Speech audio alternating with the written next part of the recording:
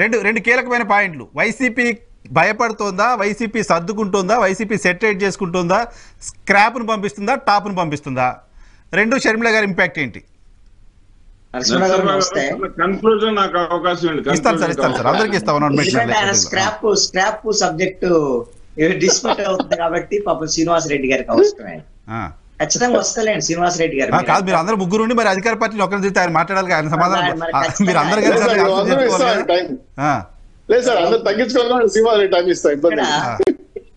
నరసింహరావు గారు సార్, ఆంధ్రప్రదేశ్ లో వైఎస్ఆర్ కాంగ్రెస్ పార్టీ అధికారంలోకి వచ్చినటువంటి తీరు గతంలో ఎన్నడూ లేనటువంటి విధంగా 50% ఓట్లు, 150 మంది ఎమ్మెల్యేలు, 22 మంది ఎంపీలు గెలిచిన తర్వాత స్థానిక సంస్థల ఎన్నికల్లో వరుసనే గెలుపులు ఇవన్నీ చూసిన తర్వాత వాళ్ళు అనుకున్నటువంటి అంశం, ఇక మాకు తిరుగులేదు, మా జగన్మోహన్ రెడ్డి 30 ఏళ్ళు పరిపాలిస్తారు, మా జగన్మోహన్ రెడ్డి మా వైఎస్ఆర్ కాంగ్రెస్ పార్టీ ఇంకెవరితో లేదు, ఎవరైనా సరే ఆయన కట్అవుట్ పెట్టుకొని గెలవచ్చు. ఇవన్నీ కూడా జగన్మోహన్ రెడ్డి కూడా ఏమనుకున్నాడు అంటే, నేను డబ్బులు ఇస్తున్నాను, నేను 1,80,00,000 కుటుంబాలకి 2,60,000 కోట్ల రూపాయలు ఇచ్చాను, మీ అందరికి మేలు జరిగితే మీరు నాకు అండగా ఉండండి, మీరే నాకు అండగా ఉండండి ఆయన అడుగుతున్నాడు కదా.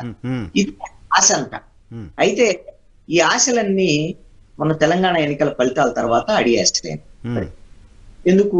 ఆంధ్రప్రదేశ్ ప్రభుత్వం అమలు చేసేటువంటి సంక్షేమ పథకాల కన్నా ఇంకా డబుల్ సంక్షేమ పథకాలు తెలంగాణలో బీఆర్ఎస్ ప్రభుత్వం అమలు చేసింది. వాళ్ళని ఇంటికి పంపించారు. దానికి సపరేట్ చాలా రీజన్స్. వాళ్ళు ఇంటికి వెళ్ళడానికి ఏవైతే రీజన్స్ ఉన్నాయో ఆ రీజన్స్ అన్ని కూడా ఇక్కడ వైఎస్ఆర్ కాంగ్రెస్ పార్టీ కూడా వచ్చేస్తుంది. ప్రధానమైనటువంటి అంశం అయితే మాత్రం సంక్షేమ పథకాలు అనేటువంటి అంశం ఒక్కటే గెలిపించడం అనేది కుదిరేపైనటువంటి కాదు అని జగన్మోహన్ నిర్ణయించుకున్న తర్వాత ఓడిపోవడం ఖాయం అనేటువంటిది జగన్మోహన్ రెడ్డికి, అదే విధంగా జగన్మోహన్ రెడ్డి ఏర్పాటు చేసుకున్న ఐపాక్ టీము వాళ్ళందరూ ఇచ్చినటువంటి సమాచారం, దీంతో జగన్మోహన్ రెడ్డి వచ్చే ఎన్నికల్లో ఓటమి ఖాయం, మన ప్రభుత్వం రాదు అని నిర్ణయం తర్వాత ఒక 70 మంది ఎమ్మెల్యేలను మార్చాలని, కొత్త ముఖాన్ని తీసుకురావాలని, ఒక 20 మందినేమో ఇటోళ్ళనట్టు అటోళ్ళని ఇటు మార్చాలని, అంటే ఒక 90 మంది ఏమనుకోవాలి, ఆయన కాకుండా 150 మంది ఉంటే దాంట్లో 90 మంది ఇది ఇలాంటి పరిస్థితి ఓడిపోతారనేటువంటి జాబితాలో ఉన్నారు అంటే గెలిచేది ఎంత? ఆ 50-60 మంది గెలవటానికి అవకాశం ఉండదు, ప్రభుత్వం అయితే రాదు కదా. ఈ నిర్ణయానికి వచ్చినటువంటి జగన్మోహన్ రెడ్డి దింపల్లం ఆశలో భాగంగా ఈ ప్రయత్నాన్ని చేస్తున్నారు. ఇందుకు ఒక ప్రయత్నం చేస్తారు. మనిషి చనిపోయి తెలిసి మనం కాటికి తీసుకెళ్లేటువంటి సమయంలో కూడా ఆ దింపుడు గల్లం దగ్గర పెట్టేసి పిలిచి ఏదైనా లెగుస్తారేమన్నట్టు ప్రయత్నం చేస్తారు. ఇప్పుడు వైఎస్ఆర్ కాంగ్రెస్ పార్టీ కూడా అలాంటి ప్రయత్నాల్లోనే ఉంది.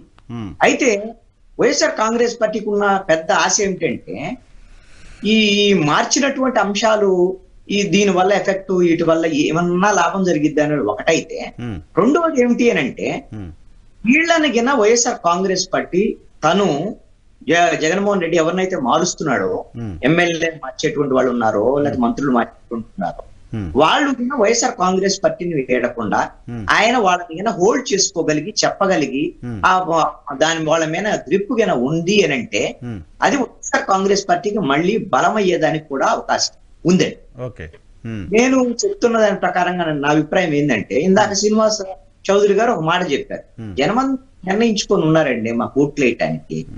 అనుకునేది ఏంటంటే, జగన్మోహన్ రెడ్డి ఓడిపోతున్నాడు, మేము చేస్తున్నాం కదా, మాకు జనసేన ఆల్రెడీ పొత్తొచ్చా, పవన్ కళ్యాణ్ మాకు వచ్చారు, మేము లెక్క మాకు 40%, వాళ్ళకి 6.5%, 6.5% వ్యతిరేకత ఒక 5-6% పోతే ఆటోమేటిక్ గా అది మాకు వస్తే మేము 50%కి వచ్చేసాం, ఆయన 40%కి వచ్చేసాడు, కాబట్టి మేము గెలిచాము, నేను ముఖ్యమంత్రి, ఆయన డిప్యూటీ సీఎం ఇది అని వాళ్ళు లెక్కలేసుకున్నారు. బానే ఉంది. జనమందరూ కూడా వ్యతిరేకించారు, ఓట్లు వేయాలి అనేటువంటి పరిస్థితి ఉండాలి అని అంటే, మీరు అవైనటువంటి వైఎస్ఆర్ కాంగ్రెస్ పార్టీ ప్రభుత్వం మీద ఏ వర్గాల్లో అయితే అసంతృప్తి ఉందో, వ్యతిరేకత ఉందో జనాభాలో, వాళ్ళని ఓటర్లుగా మార్చుకునేటువంటి ప్రయత్నం ఎక్కడ ఉంది అనేటువంటిది నేను అడుగుతాను. ఆ ప్రయత్నం లేకపోగా ఇప్పుడు చూస్తామనేటువంటి ధీమా ఏమిటి అని అంటే, వాళ్ళందరూ కూడా ఇప్పుడు వైసీపీ నుంచి ఒక ఫ్లో అనేటువంటిది, ఒకంత వలసలు వస్తాయి అని చంద్రబాబు నాయుడు రీసెంట్ గా కూడా ప్రకటించారు. కొద్దిగా గొప్ప వచ్చినటువంటి నేపథ్యంలో మనం చేర్చుకున్నటువంటి నేపథ్యం. మనము ఎమ్మెల్సీ ఎన్నికల సందర్భంలో 4 ఎమ్మెల్యేలు మాత్రమే వైఎస్ఆర్ కాంగ్రెస్ పార్టీ నుంచి వచ్చారు, వాళ్ళు తెలుగుదేశానికి వచ్చారు. ఆ తర్వాత ఇప్పుడు 3 వారాలు అయిందండి జగన్మోహన్ రెడ్డి ఎన్నికలకు సంబంధించినటువంటి ప్రక్రియను మొదలుపెట్టి తన ఆ 11 నియోజకవర్గాల ఇన్ఛార్జీలకు సంబంధించినటువంటి ప్రకటించి మళ్ళీ రెండో ఫేజ్ కూడా రెడీ అయ్యి వాళ్ళందరితో మాట్లాడిన తర్వాత ఇప్పుడు తెలిసినటువంటి అంశాలు ఏమిటి అని అంటే ఇప్పుడు ఎమ్మెల్సీ ఆల్రెడీ ఈ రోజున చేరారు, వంశీ జనసేనలో చేరారు, జగన్ ఎమ్మెల్యే ఒకళ్ళు, అదే పచ్చిపాడు ఎమ్మెల్యే ఇంకొకళ్ళు. వీళ్ళిద్దరు వైఎస్ఆర్ కాంగ్రెస్ పార్టీలో వదిలేస్తున్నారు, తెలుగుదేశం పార్టీకి వస్తున్నారు అని. మరి జగ్గంపేటలో చర్చ ఉంది, ఇవన్నీ కూడా అంటున్నారు. ఏ చర్చ ఉన్నా ఒకసారి బయటకు వెళ్ళిపోవాలన్న తర్వాత వెళ్ళిపోయేటువంటి అవకాశం ఉండదు.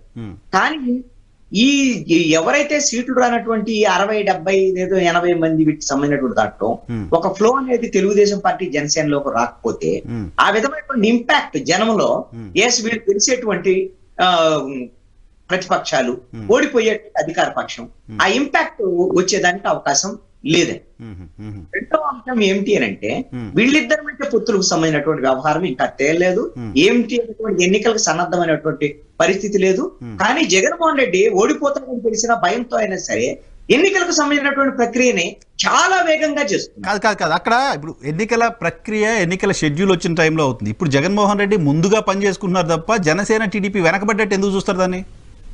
ఎందుకు అని అంటే ఎప్పుడైనా సరే నువ్వు పరుగు పందెం ఇద్దరం రెడీ అయిపోయి ఉరకాలనేటువంటి సందర్భంలో నువ్వు ముందు ప్రాక్టీస్ ఉండాలి కదా. ఆటోమేటిక్ వెళ్ళిపోయి నేను పరుగు పెట్టేస్తానంటే సాధ్యమైపోయింది. పవన్ కళ్యాణ్ గారి వారాహి యాత్ర కావచ్చు, నారా లోకేష్ గారి పాదయాత్ర కావచ్చు, మళ్ళీ సంక్రాంతి తర్వాత ఆయన యాత్ర చేసిన ఇవన్నీ కూడా ప్రాక్టీస్ కాదు. నేను అడుగుతాను అదే, చంద్రబాబు నాయుడు అరెస్ట్ తర్వాత కరెక్ట్ సెప్టెంబర్ 8 తర్వాత, సెప్టెంబర్ 8కి ఉన్నటువంటి పరిస్థితులు మీరు ఒకసారి విజువలైజ్ చేసుకోండి. ఆ రోజున ముగ్గురు కూడా ప్రజల మధ్య ఉన్నారు, అనేకమైనటువంటి ఇష్యూస్ తీసుకొని ప్రభుత్వం మీద ముప్పేడు దాడి చేసేటువంటి సందర్భం తర్వాత చంద్రబాబు నాయుడు అరెస్ట్ ఎప్పుడైతే జరిగిందో అప్పటి నుంచి ఇప్పటి వరకు కూడా మళ్ళీ యువగలం పాదయాత్ర జరిగినా మొన్న అది ముక్కుబడిగా జరిగినటువంటి వ్యవహారం, ఆ సభగా ఇవన్నీ తప్ప ఇప్పటి వరకు కూడా మరి వారాహి విజయయాత్ర ఎక్కడుంది, ఏమిటి, వారాహి వాహనం ఏ షెడ్ లో ఉంది ఏంటి అని తేలాల్సినటువంటి పరిస్థితి ఉంది. ఆయన ఎప్పుడు బయటకు వస్తారో ఏమో తేలాలి. తర్వాత చంద్రబాబు నాయుడు ఇప్పుడు ప్రశాంత్ కిషోర్ ఇచ్చినటువంటి ఆ విధమైనటువంటి సలహాలు సూచనలతో రేపు పొద్దున పార్లమెంటు నియోజకవర్గాల వారీగా సభలు సమావేశాలు ఇవన్నీ పెడతామని అంటారు. నేను అడుగుతానండి, ఎవరైతే నిజంగా అసంతృప్తితో వ్యతిరేకంగా ప్రజల గురించి ఎవరు పార్టీ వాళ్ళు మీటింగ్లు పెట్టుకునే దాని గురించి కాదు, ఎవరు పార్టీ వాళ్ళు మీటింగ్లు పెట్టుకున్నారో వాళ్ళ పార్టీ వాళ్ళు వాళ్ళ సభ్యులు వాళ్ళ దగ్గరే ఉంటారు. కానీ మీ అసంతృప్తిగా వ్యతిరేకంగా ఉండేటువంటి ఆ జనం కదా మీ దగ్గరకు రావాల్సింది. వాళ్ళతో మమేకమైంది ఎక్కడ తెలుగుదేశం, వాళ్ళతో మమేకమైంది ఎక్కడ జనసేన అని చెప్పేసి నేను అడుగుతున్నాను. అంతే తప్ప వైసీపీ ఓడిపోతే మేము గెలుస్తామనేటువంటి ధోరణి ఎక్కడుంది? ఇప్పుడు టీడీపీ యాక్టివిటీ నేను ఇంతకుముందు చెప్పా, జనసేన రోడ్లకు సంబంధించిన ఇష్యూలో ఇంకా రకరకాల ఇష్యూలో జనసేన క్షేత్రస్థాయికి వెళ్ళి ఫైట్ చేయడం జనసేన చేయలేదు అంటలేదు. తెలుగుదేశంతో పార్టీతో పోల్చినప్పుడు జనసేన కొద్ది బెస్ట్, నేను కాదనను. తెలుగుదేశం అది కూడా చేయలేదు. ఒక ప్రోగ్రామ్ కూడా తెలుగుదేశం పార్టీ కన్స్ట్రక్టివ్ గా ఈ ప్రోగ్రామ్ చేసింది అని చెప్పేసి చెప్పనండి. సరే, నాకు అర్థమవుతుంది దాని ప్రకారం మీ పాయింట్, ఓడిపోవడానికి వైసీపీకి అర్హత వచ్చింది కానీ గెలవడానికి టీడీపీకి అర్హత రాలేదు అని. రైట్, మనం డిస్కస్ చేస్తుంది వైసీపీలో వలసల గురించి, వైసీపీ నుంచి బయటకు రావడానికి సంబంధించి. సరే, ఇక్కడ పాయింట్ అడగాలనుకున్నాను, నేను మళ్ళీ మిస్ అవుతాను, మీ దృష్టికి తీసుకొస్తా. తెలంగాణలో అధికార పార్టీ అభ్యర్థులను మార్చడం ద్వారా లబ్ధి పొందింది. నిజానికి 12 చోట్ల అభ్యర్థులు మారిస్తే టీఆర్ఎస్ పార్టీ 10 చోట్ల అభ్యర్థులు గెలిచారు, కొత్త అభ్యర్థులు.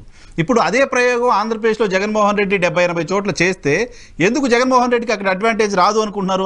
ఆయన పాలించింది 4.5 ఏళ్ళు, 5 ఏళ్ళే, తెలంగాణలో 9 సంవత్సరాలు.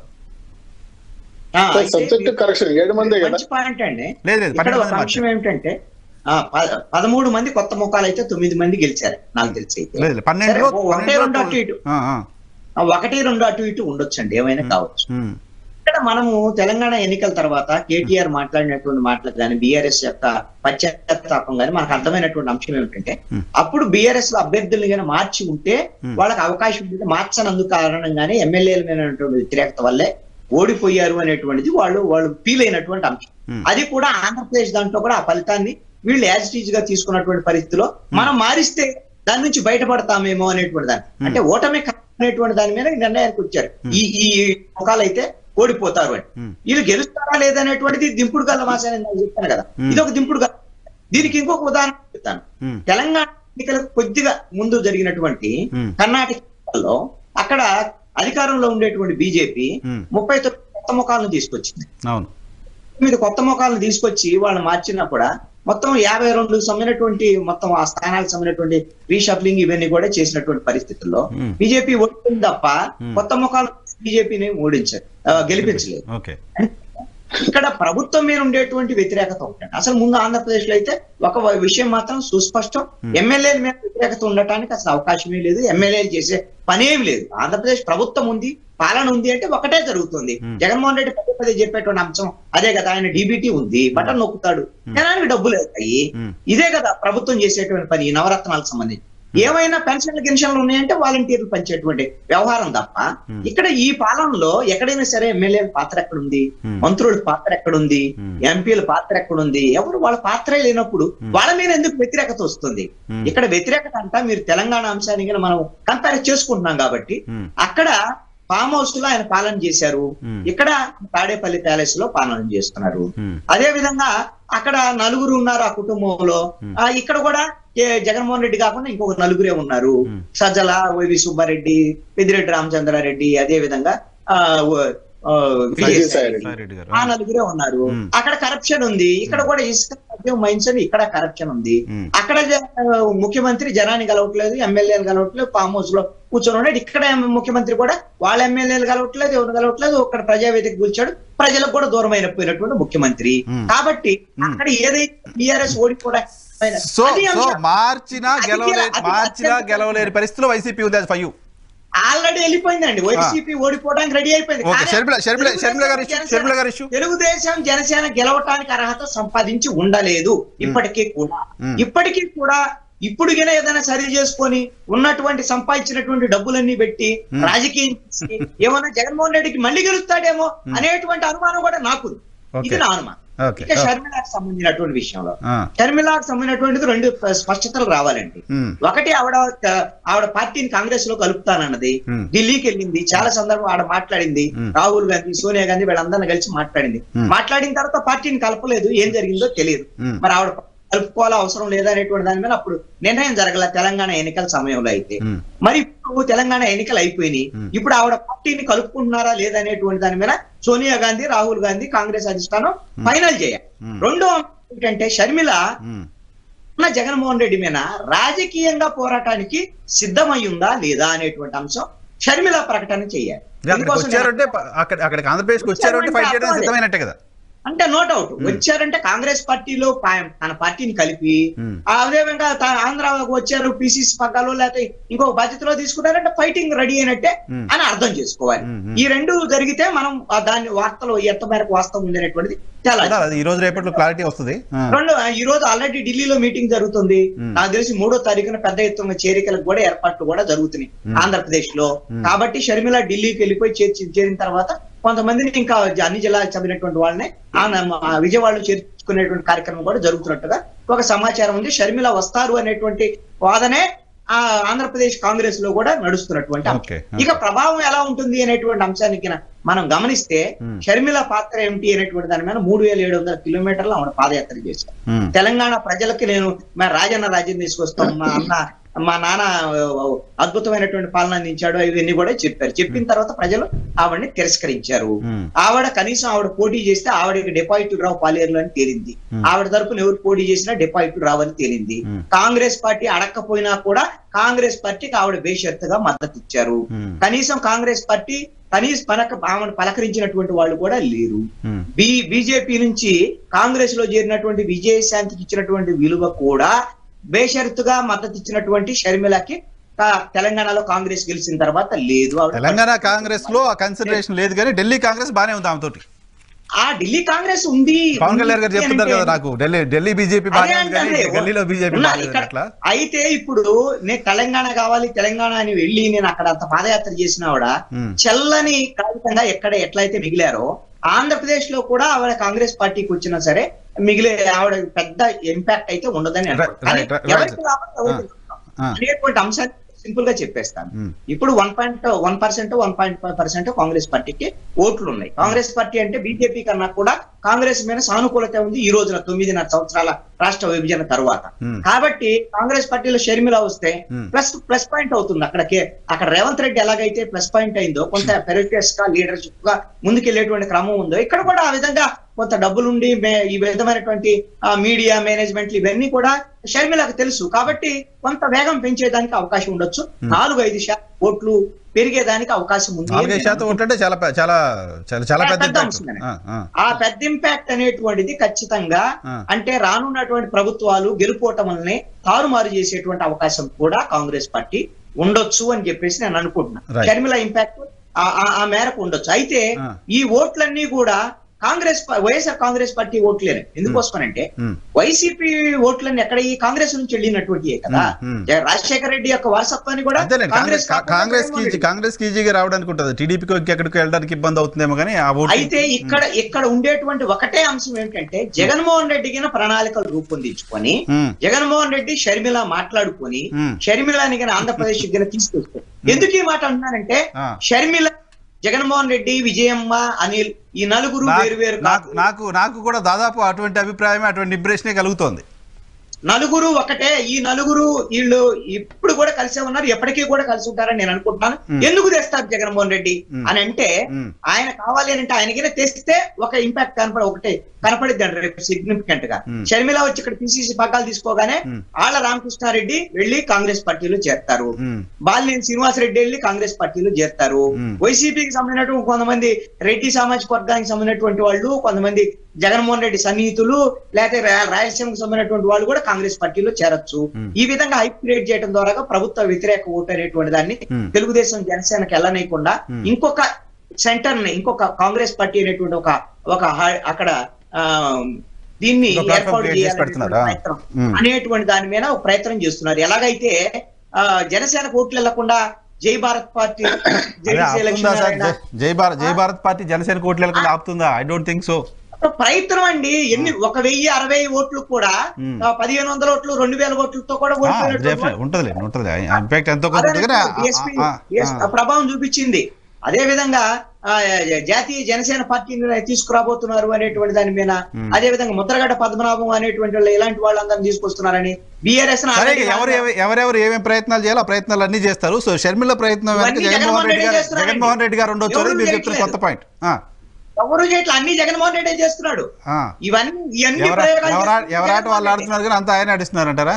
ఆయన వీళ్ళందరూ ఆయన ఆడిస్తున్నట్టు కనపడుతుంది. పవర్ లో ఉన్నప్పుడు పవర్ లో ఉన్న వాళ్ళు పవర్ఫుల్ గానే కనపడతారు సార్. సరే, అలాగనే అనుకోవచ్చు. మొన్న బీఆర్ఎస్ కూడా అలాగే సీరియస్ గానే పాలిటిక్స్ చేసింది కాబట్టి వాళ్ళు 39 మందితో ఒక గెలవటం అనేటువంటిది ఒక బలమైనటువంటి ప్రతిపక్షం. శ్రీనివాస్ రెడ్డి గారు అందరికి సమాధానం చెప్తారు. శ్రీనివాస్ రెడ్డి గారు